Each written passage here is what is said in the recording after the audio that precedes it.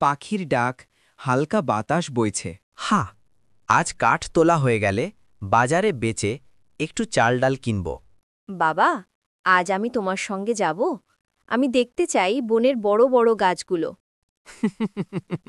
যাবি মা, তবে সাবধানে থাকবি। বন বড় রহস্যময় জায়গা। দুজনে বনের ভেতর ঢোকে, গাছের ছায়া পড়ে মুখে। হঠাৎ ধপ শব্দ শোনা যায়। বাবা, এই শব্দটা কি? কেউ পড়ে গেল নাকি? ও মা, এ তো রাজকীয় ঘোড়া, আর এর পাশে একজন অচেতন লোক। উনি তো রাজপুরুষ মনে হচ্ছে। জামা জুতো দেখে তাই বলছি। চল, ওনাকে জলে ছিটিয়ে জাগাই। কে কে তোমরা? আমি রাজদরবারের বার্তাবাহক। দস্যুরা আমার পথে আক্রমণ করেছে। তোমাদের উপকারে আমি বেঁচে গেছি।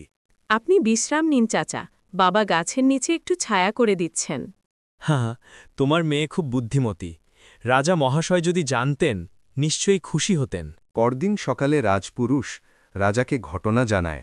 ওহ, বনের কাঠুরিয়া আর তার মেয়ে আমার দূতকে বাঁচিয়েছে। তাদের রাজপ্রাসাদে আনো, আমি তাদের পুরস্কৃত করব। প্রাসাদের সৈন্য যায় বনের দিকে।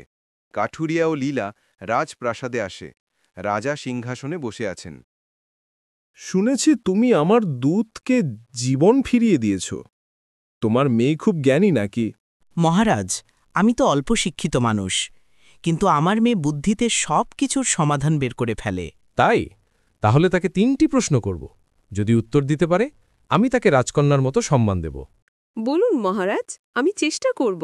প্রথম প্রশ্ন, পৃথিবীর সবচেয়ে দ্রুত কি?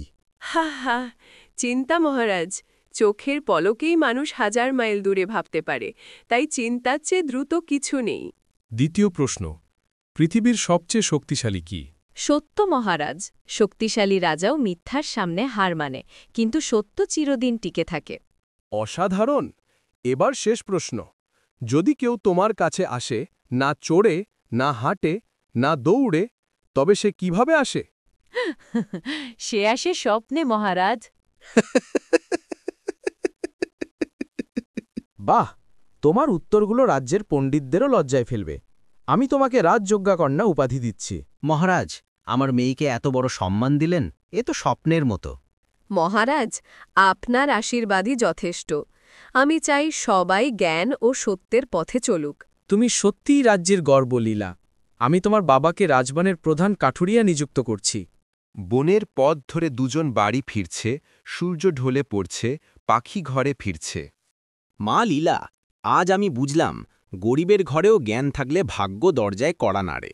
ঠিক বলেছ বাবা, জ্ঞানই সবচেয়ে বড় সম্পদ। দুজনে হাসতে হাসতে বনের ভেতর দিয়ে চলে যায়। শিক্ষণ: সম্পদে নয়, জ্ঞানে মানুষ বড় হয়।